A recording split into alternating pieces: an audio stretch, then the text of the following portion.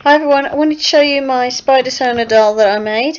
As you might remember in a previous digital speed paint video, I drew what I imagined my Spidersona would look like, and it's inspired by the animation film Into the Spider-Verse. There's all these different people in spider suits from different alternative realities and stuff. And what I imagined I would look like in the Spider-Verse is what I drew in that digital speed paint. And basically it's someone in a small short person in a purple spider suit. So what I did first of all was, obviously I've removed all the hair and factory paint and everything on this doll. I have got a box of dolls that are already prepared like this, so she was ready to go straight away.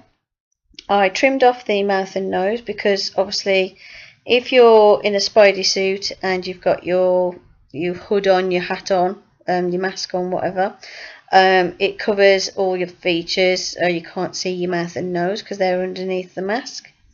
So I started off trimming with my craft knife and then sanding with a nail file. But I was finding I wasn't getting it as smooth as I wanted, and it wasn't removing as much vinyl as I wanted. So you'll see shortly that I switched to using my little hand tool. It's like a little electric hand tool. I can't remember the brand of it. It's not a Dremel or anything, but it's that sort of thing.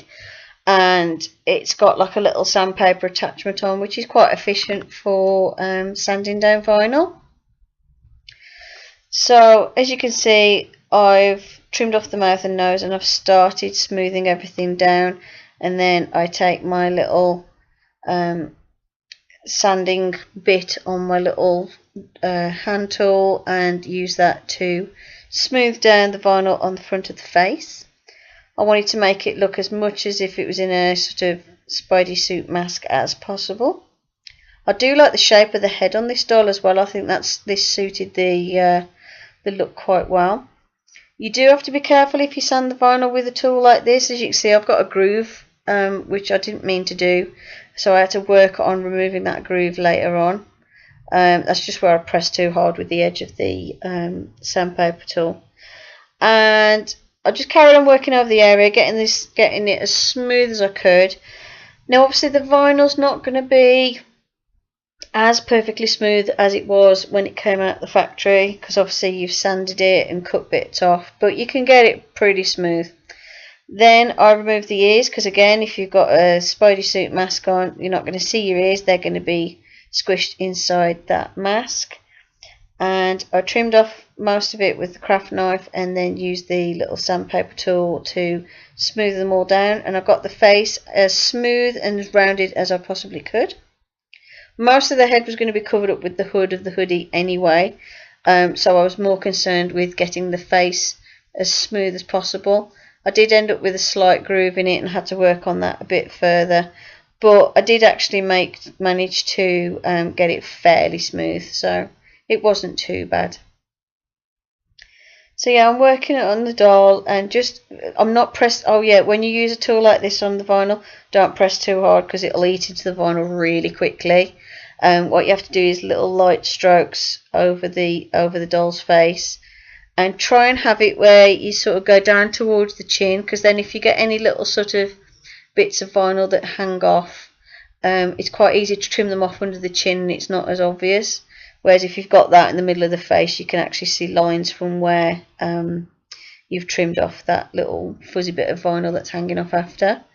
Then it's worth wiping the doll over with like a baby wipe or something and drying it, just to get off any dust, because the dust and little bits of vinyl go everywhere.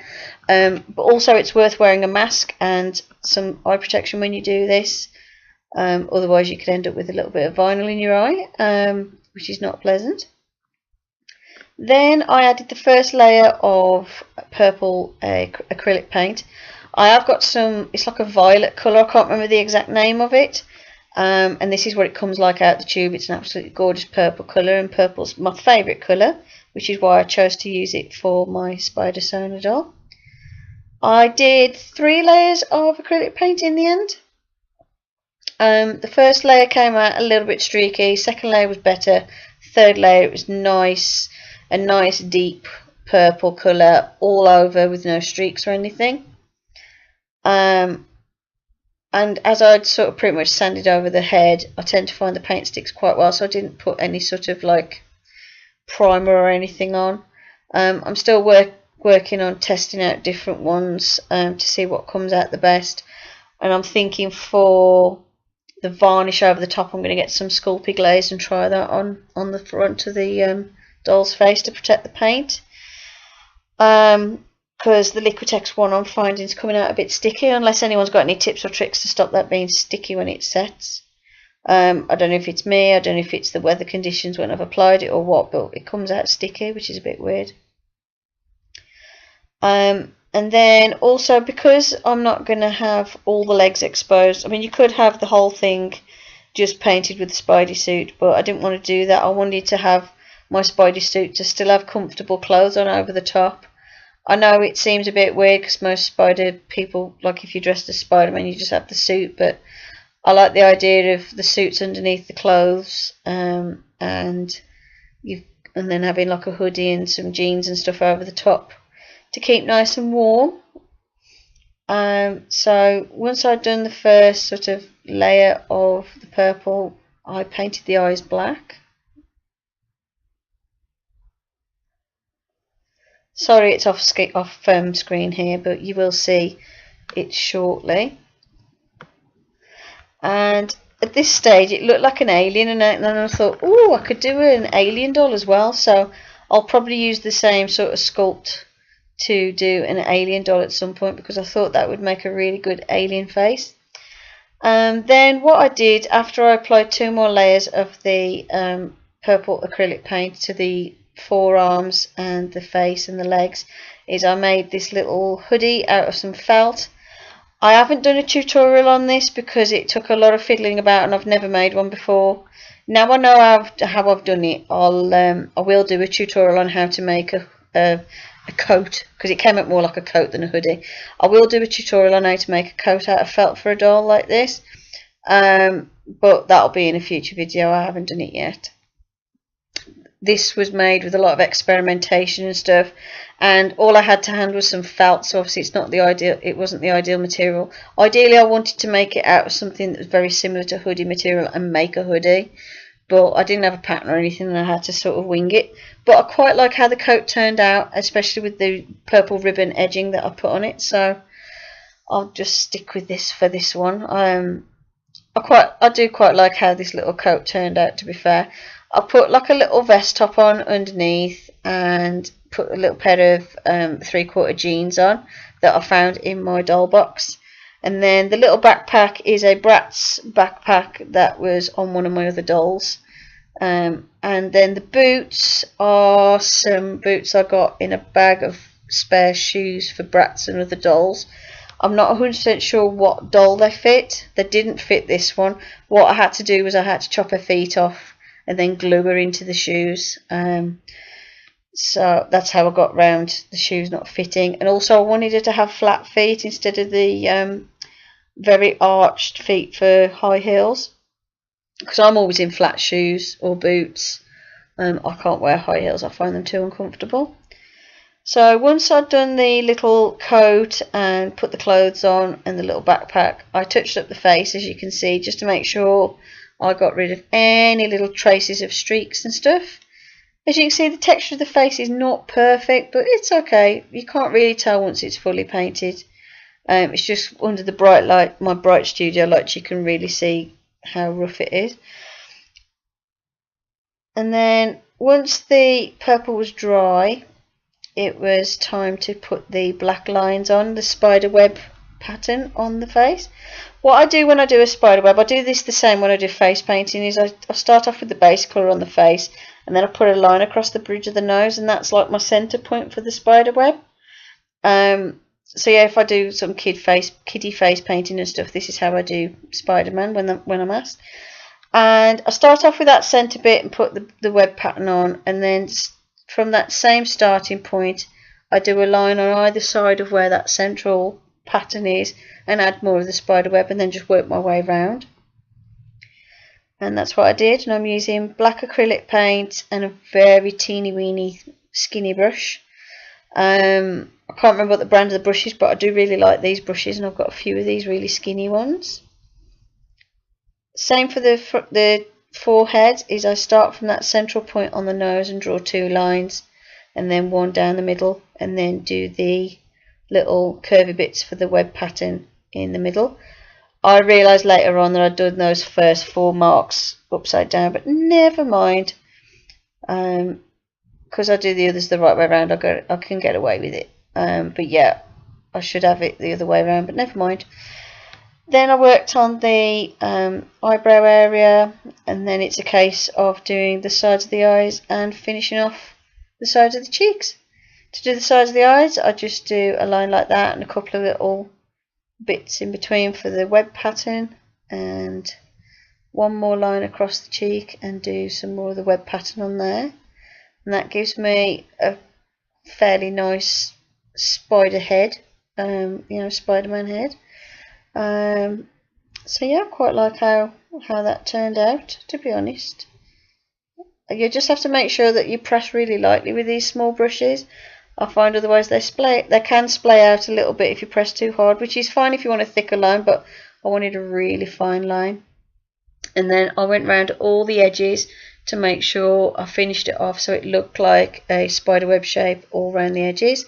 And then it was a case of adding that spiderweb pattern to the legs. As you can see, I've touched up the bit you can see on the trousers, and then the bit where I'm gluing the trousers in place I haven't worried about painting because you're not going to see it. And again, I drew some lines and then the little curve shapes in between, and that's how I formed this spiderweb pattern on the legs. As you can see, the boots are some little flat boots that kind of remind me of Dr. Martin boots, which is something I used to live in when I was younger. I do like those boots, they're really nice. But obviously her feet didn't fit, so I chopped her feet off. I like how it made her legs look as well. It made her legs look short and a bit stumpy, which is what mine look like. So I liked how it sort of had some of my characteristics, which was purely by accident. And then working on the side, I noticed I got a little chip bit of paint there, but I did fix that later on. And that's how I did the skin on the Spidersona. Then it was a case of painting the boots black. I wasn't going to keep the pink boots, it just happens to be those were the shape of boots I liked. And then it was just a case of painting them black to have them go with the outfit better. I thought the pink was too bright, and also it wouldn't be something I'd wear. I'd normally wear black shoes or black trainers or black boots. So that's why I painted them black. And I'm using here acrylic paint. It's a Peebo, I think the brand is, and it's more of a sort of heavier body acrylic paint, so it's a bit thicker. I like it because it covers things. It covers the boots lovely, and I only put 1 coat on the boots. And then because there's a split down the back of the shoes, I painted the back of the legs black just to make that not so obvious. What I think I will do is where the split is in the back of the shoes, I'll apply some hot glue at some point and then paint it black again, just so I can sort of smooth it out and make it look a bit more like the boots are solid at the back. But I wasn't too worried because it's not like anyone's going to stare at the back of the doll. 9 times out of 10 when the dolls are on display, you can't see the back. So especially when, I know when I display my dolls, I never see the back of the dolls, so I wasn't too worried. But I just painted that central bit just so it didn't look quite as bad. But I will smooth that off later on. Then what I did, I was really pleased with it at this point and thought I'd finished, and then I realised I hadn't made the accessories that I was holding in the picture, which are the little sketchbook and a little brush. The sketchbook I made, and the brush is something I found in a Bratz set. Hope you enjoyed this video. Thank you for watching, and I'll see you in the next one. Bye for now.